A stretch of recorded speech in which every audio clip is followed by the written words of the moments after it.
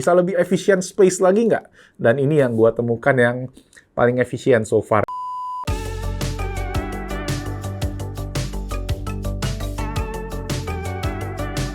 Yo, what's up guys, and welcome back to Best Indo Tech YouTube channel. Sama gue Malvin, dan yes, as always, setiap akhir bulan, ini udah akhir bulan ke-11 di tahun 2025, gue bakal share ke kalian gadget of the month. Gadget apa aja yang keren, yang seru, yang bermanfaat selama sebulan terakhir buat gue. Sebenarnya ini nggak sebulan dong sih, udah ada beberapa bulan lah istilahnya gitu ya. Dan ya, gimana kabar kalian semua? Udah masuk ke bulan terakhir ya abis ini ya di tahun 2025. Gila, nggak berasa banget tahun ini lewat begitu saja. Semoga kabar kalian semua baik-baik dan ya I hope semuanya lancar ya. Dan di video kali ini akan ada 5 gadget of the month yang gue bakal share. Ada yang gua gear acquisition syndrome, ada yang gua bapak-bapak beliin anaknya mainan, ada yang gua belajar hal baru di tahun ini. Jadi langsung aja tanpa basa-basi lagi kita mulai videonya. Let's go. Oke, yang pertama kita akan start dengan something EDC alias everyday carry, yang mana gua itu tipikal orang yang ngebawa segerondol kunci kayak gini ya. Mungkin teman-teman pernah lihat kalau gua share di video-video EDC gua. Dan sekarang gua itu nambahin 2 lagi di bulan ini. Sebenarnya dari Oktober deh kalau nggak salah gue beli ini ya. Cuma baru bener-bener kepake tuh beberapa waktu belakangan, karena kemarin gue habis kayak ada travel keluar, ada liburan sama keluarga, dan ya ini ternyata kepake juga ya once in a while. Kita mulai dari yang kecil dulu aja. Ya, ini dia sebuah tabung berbahan metal ya, yang kerasanya tuh kayak premium banget. Tapi isinya sebenarnya simple guys. Kita buka dari yang ini, kita puter ya. Buka yang atas dan tada, ini dia. Ini adalah sebuah SIM ejector. Jadi kalau kalian once in a while butuh ganti SIM card ya, kita bisa pakai ini. Karena sebelumnya SIM card gua tuh sebenarnya ada SIM card ejector juga di gantungan yang Orbit Key yang sudah jadul ini. Cuma kalau kalian lihat nih, nasibnya udah agak naas nih. Kayak punya siapa nih? Jadi akhirnya ya udah, gue pikir gue beli aja yang si Hagibis ini. Dan ini juga bukan cuma SIM ejector doang guys, karena ini juga ada satu lagi di bagian bawahnya yang menarik, yaitu ini kita puter. Nah, ada sikat ya, bukan sikat gigi ini, tapi sikat buat ya gadget-gadget kalian. Karena once in a while kan kalian semua tahu kalau kita suka lihat dulu di video-video TikTok, video-video Instagram ya, banyak aja barang-barang atau kotoran-kotoran yang nyelip nih di lobang-lobang gadget-gadget ya. Ini sih karena masih baru ya iPhone ya, mungkin belum terlalu banyak. Cuma kalau iPhone kalian atau HP kalian udah bertahun-tahun ya, ada lobang-lobang kecilnya, bolehlah pakai ini buat sikat. Dan gue sendiri kemarin pakai buat ngebersihin beberapa barang-barang gua yang udah lama. Salah satunya ada speaker di belakang, nanti gue tunjukin juga ya. Lumayan ngebantu ya untuk ngebersihin sela-sela yang lubangnya kecil-kecil, yang mikro-mikro gitu kan. Dan ya akhirnya salah satunya juga pastinya buat HP. Cuma ini memang bukan yang buat lubang USB-C yang dalam-dalam, tapi at least ya masih bisa masuk untuk ngebersihin. Ukurannya kurang lebih sama ya kayak gitu ya. Nggak sama sih. Ya nggak selebar port USB-C, tapi jadinya bisa masuk ke dalam gitu. Nah, ini tadi ya alatnya jadi 2-in-1, terus dia juga ada insert dapat gantungan kunci. Ya, cuma gantungan kuncinya ini gue copot deh kalau nggak salah, gue gabungin sama yang satu lagi, nanti gue ceritain. Cuma yang ini sendiri harganya sekitar 80 ribuan. Ya, jadi enak buat dibawa-bawa kan, selalu jadi penyelamat karena once in a while bakalan kepake. Lanjut ke bagian sebelahnya. Nah, ini adalah kalau kalian lihat ada sebuah kotak yang mana kontainer isinya tuh sebuah kabel. Jadi bukanya diputer. Nah, ini dia kabel yang kelihatannya itu sangat ringkih. Ini adalah kabel FPC atau singkatan dari Flexible Printed Circuit ya. Jadi dia itu sebuah PCB bisa dibilang kali ya, tapi dia fleksibel. Jadi bisa dilipat-lipat secara fleksibel, makanya disimpannya pun juga tadi dilipat ya posisinya ya. Dan ya walaupun kelihatannya ringkih, sebelumnya tuh gua pernah dikirimin sampel dulu udah 2-3 tahun lalu, kabel bentuknya kayak gini, dan waktu itu gue agak ngeri-ngeri pakainya ya. Tapi sekarang katanya emang ini udah aman buat dipakai, dan gue sendiri udah 2 bulan berarti ya pakai ini. Gue keluar masukin dari case-nya, gue pakai buat ngecas laptop bahkan ya, karena kabel ini juga bisa sampai 60 watt ya. Dia itu bisa 10 gigabit per second data transfer, jadi dia juga bisa sampai untuk data atau video sampai 4K 60 fps ya. Dan panjangnya ini sekitar 130 mm aja atau 13 cm. Jadi cukup pas kalau kalian pakai power bank colok ke HP. Kalau kayak gue misalnya gue pakai MagSafe power bank, gue bisa taruh kayak di bawahnya gini ya. Terus satu lagi colok ke si power banknya, atau bisa colok ke SSD juga yang nempel, itu juga possible. Dan masih banyak lagi use case-nya, tadi bisa buat ke monitor juga ya kalau kalian bisa 4K 60 fps. Jadi cukup usable walaupun memang bentuknya cukup ringkih, tapi menurut gua karena faktor bisa disimpan ini sih yang menurut gua menarik ya. Jadi kita juga nggak butuh tempat yang gede. Biasa kan gue sih sebenarnya banyak banget kabel-kabel yang pendek, tapi gue selalu mencari limit nih. Apa bisa lebih simple lagi nggak? Bisa lebih efisien space lagi nggak? Dan ini yang gue temukan yang paling efisien so far kali ya. Karena ya bener-bener segini doang gitu. Harganya sekitar 119 ribuan, mungkin ada diskon lebih kalau lagi payday sale di akhir bulan, yang mana tahu. Silahkan dicek aja, linknya ada di bawah. Oke, lanjut yang kedua, gue mau coba kumpulin sedikit beberapa gear kamera gue, karena ya sebenarnya gue itu lagi lumayan suka ngumpulin kamera-kamera kayak semacam kamera action gitu-gitu ya, karena kepake buat channel Best Indo Cars. Kalau belum subscribe boleh di-subscribe, karena di sana gue suka kayak share POV kalau lagi nyetir mobil kayak gimana, POV kita pakai mobilnya kayak gimana. Dan kemarin juga gue liburan, jadi ternyata kepake juga kamera-kamera 360 kayak gini buat sama anak gitu kan. Dan gue pengen share aksesorisnya sebenarnya, bukan kameranya, karena kameranya gue pernah bikin review-review, kayaknya gue kurang cocok review kamera. Jadi kalian bisa cek teman-teman yang review kamera aja ya, yang lebih jago-jago. Nah, di sini gue pengen share aksesorisnya. Nah, ini yang gue rasa bermanfaat. Ini sebenarnya tripod ya, buat Insta360. Ya, jadi dia itu modelnya, nih gue coba ganti ke Insta360-nya aja ya, karena terakhir gue pakai buat si Osmo Pocket. Nah, jadi tripod ini tuh adalah tripod lipat sebenarnya guys. Jadi ini sebenarnya bisa dimasukin semua nih. Terus dia bisa diginiin, dan ininya tuh bisa jadi kayak cover. Nah, ini aslinya tuh kayak gini. Ya, jadi kalau kalian, kemarin waktu gue ke Bali sama anak gue pakai ini buat jadi pegangan juga bisa. Jadi kalau ini pas dibuka, itu bisa masuk ke tangan lah istilahnya, buat jadi handle-nya kayak gitu. Dan tripodnya ya kayak gini, jadi ringkas. Jadi kita bisa masukin ke dalam kantong celana. Gitu. Dimana sebelumnya kan kalau kalian pakai tripod Insta360 atau tripod kamera action biasa kan dia nonjol. Jadi pas dimasukin ke dalam kantong, dia akan keluar gitu kan. Kalau ini kan kita tinggal masukin aja gitu ke dalam kantong. Tuh, bisa gitu kan, aman. Nggak ada yang nonjol, kayak bawa HP aja gitu istilahnya. Tapi ketika butuh digunakan, kita tinggal lipat ke sini, klik, kita tinggal buka kakinya, semuanya keluarnya bareng. Tuh. Dan langsung bisa dipakai, dan bisa di-extend juga guys. Tuh, panjangnya berapa gue nggak tahu, lupa, nanti gue taruh aja speknya. Cuma ini medium lah, ini bukan yang sampai bisa tinggi-tinggi banget kayak tripod yang biasa dari lantai tuh. Kalau itu gue ada yang Ulanzi. Kalau ini sih memang lebih enak karena ya jadi bikin kamera kalian yang tadinya nonjol-nonjol jadi bisa dilipat, bisa lebih fleksibel aja. Ini juga gue pernah coba buat ini, cuma kalau buat DJI Pocket dia agak lebih nonjol sedikit aja. Tapi ya ini yang paling cocok memang karena dibuatnya buat si Insta360 ini. Gitu. Dan di sini gue ada DJI Osmo yang gue bingung ngapain gue bawa. Cuma Osmo Nano menarik juga ya. Kalau kalian pengen dibahas tipis-tipis mungkin boleh dicek aja nanti hasil videonya di YouTube channel Best Indo Cars. Oh ya, satu lagi di bagian belakang ini dia ada kayak semacam storage ya buat micro SD card yang gua nggak kepake. Tapi katanya dia juga ada jual, Insta360 ada jual remote. Kalau kalian butuh remote Bluetooth-nya, jadi kalian tinggal taruh tripodnya terus bisa pencet buat jadi remote. Tapi yang kita dapat dari beli si tripodnya sendiri adalah cuma si ini, micro SD card slot. Ada tulisannya tuh di bagian depannya ya. Harganya sekitar 700.000. Agak mahal, tapi menurut gue emang ini revolusioner karena tadi bisa bikin kita semuanya jadi masuk kantong aja, lebih ringkas, lebih simple. Oh ya, walaupun di Bali kemarin waktu gue ke Waterboom tuh pada nggak boleh gue pakai stick yang panjang-panjang begini. Jadi akhirnya cuma boleh pegang doang kameranya. Tapi kepake kalau kalian lagi butuh skenario vlogging di luar. Kalau gue dinas, ya ini kepake sih. Oke, sip, itu dia.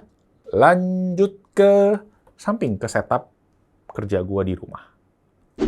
Oke, lanjut. Ini dia untuk meja kerja chaos gua di rumah yang sebenarnya agak berantakan. Nanti gua mungkin bikin konten lebih lengkapnya aja. Cuma di sini gua pengen share gadget of the month gua adalah sebuah mouse yang gua pakai selama sebulan ini dan Gue happy banget sampai gue akhirnya beli 2 karena gue pakai satu lagi gue taruh di kantor. Sebelumnya gue pernah bawa ini bolak-balik jadinya agak ribet kan, makanya gue akhirnya udah gue beli satu lagi deh buat taruh di kantor. Ini dia Logitech MX Master 4. Dan yang kebetulan gue punya ini adalah 4 Mac. Dan namanya juga nih, kebetulan. Thank you Logitech, udah di-engrave namanya. Nah, ini mouse yang bisa dibilang legendaris lah kalau ngomongin MX Master buat productivity, buat kalian video editor atau yang bergelut di dunia seni. Ini udah mouse yang kayak top tier-nya lah istilahnya ya buat kerja gitu. Nah, gue sendiri sebelumnya itu pakai ini, si Apple Magic Mouse. Dan ini Apple Magic Mouse udah hampir 10 tahun ya. Ini yang generasi pertama yang masih pakai baterai ya, kalau kalian lihat ya. Dan gue ngerasa ini kadang agak koneksinya suka bermasalah. Terus gue tuh kadang, karena gue di sini pakai Mac Mini, terus gue juga ada MacBook Air buat gue ke kantor. Kadang dia suka susah connect ke 2 device. Nah, kalau pakai mouse ini kayak gampang ya. Ini bisa tinggal ganti-ganti aja, bisa 3 device sekaligus. Kalian bisa pakai dongle-nya juga. Walaupun memang yang versi 4 Mac ini nggak dapet dongle-nya. Nah, secara specs, mouse ini juga menurut gue udah oke banget ya. Sensornya udah 8K DPI, yang mana bisa di all surface, bahkan kaca sekalipun dia juga bisa. Terus kliknya juga nggak berisik ya, quiet banget. Terus dia juga ada yang menarik adalah fitur haptic feedback di sini nih. Yang mana kalau kalian tekan, dia ada kayak getarnya. Gitu, kayak istilahnya kayak trackpad-nya Apple gitu, dipakai teknologinya di sini.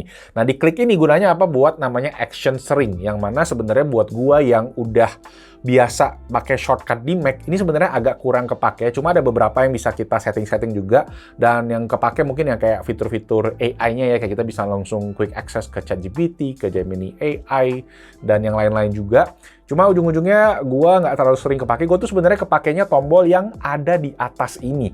Nah, sebelumnya dia itu ada 2 tombol doang nih. Tombol biasa dipakai untuk back sama forward ya. Nah, sekarang ada tambahan 1 tombol lagi, yang mana ini bisa dipakai buat dia itu munculin shortcut yang sebelumnya tuh cuma ada kayak di Magic Mouse. Jadi kita bisa buat kayak expose, misalnya gue nih ya di sebelah desktop ini, gue pengen cari Windows-nya biasa, kalau kita di trackpad kita mesti swipe 3 jari ke atas, atau kalau di Magic Mouse juga bisa swipe 3 jari. Kalau ini kita tinggal tekan dan di drag ke atas, gitu.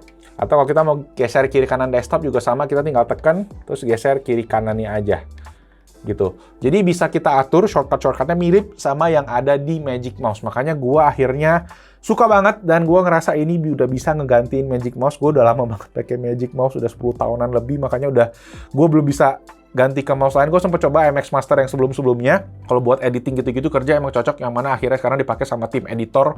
Semua tim editor Basindotech pakainya MX Master 3 ya sekarang ya, yang generasi sebelumnya. Yang MX Master 4 ini keluar, dan gue mungkin juga akan rekomend mereka pakai biar semakin produktif. Nah, untuk mouse ini sendiri dia pasti kompatibel sama Mac, Windows, sama Linux. Cuma memang yang Mac sendiri, dia itu cuma Bluetooth version. Makanya tadi gue bilang nggak dapet dongle-nya. Biasanya tuh dia ada dongle Logibolt namanya ya. Nah, jadi kalau kalian pengen dapat dongle-nya, itu beli yang versi biasa aja. Yang mana gue beli yang warna hitam itu yang versi biasa ada dongle-nya, tapi dongle-nya memang USB Type-C juga.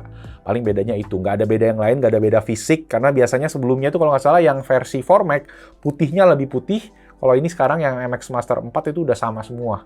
Mau yang Mac, mau yang Windows, warnanya ya kayak putih keabu-abuan kayak gini. Sip, itu dia untuk harganya. MX Master ini gue dapet di 1,5 jutaan yang gue beli ya. Sebenarnya cuma nambah dikit, nambah 100.000 kayaknya dibandingin sama MX Master yang 3. Jadi menurut gue sekalian aja kalau kalian yang pakai Mac apalagi ya, ini bisa jadi pilihan yang oke. Sip, itu dia. Kita lanjut lagi. Oke, yang keempat adalah ini dia ya, sebuah printer 3 dimensi atau 3D printer dari brand Bambu Lab, namanya A1 Mini. Nah, ini kemarin gua pernah share di Mega Unboxing kalau nggak salah bulan September atau Oktober ya. Udah lupa, udah lumayan lama lah, udah 2 bulan lah, hampir 2 bulan, 3 bulan juga gua pakai si 3D printer ini, yang mana gua itu nggak punya skill 3D sama sekali ya. Gue nggak bisa ngedesain 3D, gue nggak pernah belajar soal gimana bikin 3D design. Jadi dengan pakai si Bambu Lab A1 Mini ini, dia tuh udah ada sebuah komunitasnya, yang mana komunitasnya tuh bikin desain-desain yang mana kita bakal kepake untuk sehari-hari. Misalnya kayak gue nih, gue kemarin bikin dispenser buat minuman di kulkas. Karena minuman misalnya berantakan di kulkas, kita bisa bikin dispensernya. Terus speaker gue punya speaker Samsung itu di bawah tuh posisinya tuh agak rendah, sebelumnya ketutupan sama sofa. Ternyata udah ada juga yang bikin stand-nya. Jadi gue tinggal coplok aja desainnya, gue tinggal print, Terus ada aksesori-aksesori specboard kayak gini kalau kalian lihat ya, di atas ada controller 8-bit do. Ini gue bisa bikin handle sesuai sama desain dari si controllernya gitu, jadi pas gitu kan. Banyak banget stand controller gue ada buat vacuum cleaner juga ada, dan yang paling menarik sebenarnya ada di laci ini. Nih gue tunjukin kalian before-nya berantakan banget, dan sekarang after-nya, bam, jadi kayak gini gitu, semuanya tertata rapi. Nah, kalau kalian penasaran, itu namanya adalah Gridfinity. Jadi banyak orang, komunitas-komunitas 3D ini tuh ngedesain biar gimana 3D printer kita itu kepake untuk hal-hal yang bermanfaat lah, istilahnya kayak gitu. Dan ini dari desain-desain mereka yang bagus, mereka itu dapat poin. Dan poin itu bisa dipakai untuk mereka bisa belanja alat-alat, atau misalnya kayak bisa beli spool si printernya, filamennya, dan bisa beli aksesoris-aksesorisnya lah, intinya kayak gitu. Makanya komunitas ini menurut gua keren banget. Jadi kalian nggak perlu punya skill 3D, bisa bikin macam-macam untuk ngebantu kehidupan kalian. Misalnya kalau kalian ada problem apa, mungkin di sana orang udah ada solusinya gitu. Mungkin nanti gue akan bikin video lebih lengkap, karena sekarang gue juga masih tergolong belajar-belajar ya. Cuma actually secara penggunaan ini simple banget. Kalian bisa konekin ke HP kalian, bisa konekin ke komputer kalian. Dia bekerja via cloud, jadi kalau kalian mau print dari HP, itu kalian tinggal send aja desainnya. Dia udah tahu printer kalian pakai printer apa, dan dia langsung ngeprint. Paling yang perlu dijaga adalah soal si spoolnya ini. Yang mana ini gue pakai bahan namanya PLA. Ada beberapa jenis bahan, cuma untuk mesin ini sendiri yang cocok itu cuma PLA sama PETG. Jadi kalau bahan PLA ini sendiri, dia itu lumayan rawan sama kelembaban. Jadi kalau dia lembab, udaranya yang mana di Indonesia ini lumayan lembab, nanti dia tuh lama-lama filamennya bisa kayak rusak lah, kayak kurang bagus kualitasnya gitu. Jadi kita harus jaga dengan menjaga kelembaban ruangan, yang mana gua akhirnya kayak beli beberapa ini nih, kayak semacam penjaga kelembaban, cuma ujung-ujungnya susah. Jadi gue sampai akhirnya pakai ini dehumidifier juga, biar kamar kita itu nggak lembab, cuma ujung-ujungnya jadi panas gitu kamarnya guys. Jadi ya udahlah, gue akhirnya pasrah aja, gue coba untuk pelajarin itu yang gue dapat selama kurang lebih 2 bulan ini. Tapi intinya dengan 3D printer ini, kalian bisa create something out of nothing, tinggal printer, tinggal spoolnya aja, cari desain-desain atau cari masalah yang kalian ada di rumah yang butuh solusi. Mungkin ini bisa jadi alat untuk ngecetak si 3D printnya. Gue punya jendela tuh rusak, nggak bisa ngebuka, gue print alat untuk ganjelan jendelanya guys. Ada gitu yang bikin di Maker's World nama aplikasinya. Tinggal cari aja, banyak banget videonya di YouTube. Tapi menurut gua, ya kalau kalian yang hobi gadget ya, pengen coba-coba, mana tahu di rumah butuh, ya ini bisa jadi investasi yang menarik jangka panjang. Karena spoolnya sendiri juga harganya cukup terjangkau, sekitar 100 ribuan ya. Dulu tuh mahal, sekarang udah murah banget. Kalian bisa print berapa nih, 1 kilo ya, bisa ngeprint berbagai macam, karena biasa ngeprint kayak gini tuh paling cuma 30 gram, 20-an gram gitu. Jadi bisa ngeprint kayak 30-40 kali. Berarti harganya cuma kayak 1 biji 4.000 sampai 5.000. Dan kalau kalian cek di Tokped, kalau kalian beli alat 3D printingan atau cetakannya itu, at least dia jualnya 30.000, 40.000 sampai 50.000-an gitu. Jadi 10 kali lipat untung. Mana tahu bisa buat usaha juga berarti gitu kan. Ya udah, paling itu sih untuk printernya sendiri. Ini yang A1 Mini, harganya sendiri ini yang paling terjangkau memang dari Bambu Lab ya, sekitar 3 jutaan. Ada yang lebih tinggi-tingginya lagi, yang lebih jago. Cuma gue sendiri sekarang menurut gue ini udah cukup banget buat belajar at least ya. Dan gue sekarang pengen belajar gimana gue bisa ngedesain 3D sendiri. Shout out to my friend Teddy yang suka bantuin desain-desain ya. Teddy ya, kemarin kita desain beberapa buat ganjelan speaker lah, apalah itu. Mantep. Oh iya, dia juga desain untuk si holdernya Thunderbolt dock gua di bawah meja. Mantap. Kalau kalian ada tutorial-tutorial, komen aja di bawah guys. Mana tuh teman-teman bisa belajar bareng-bareng.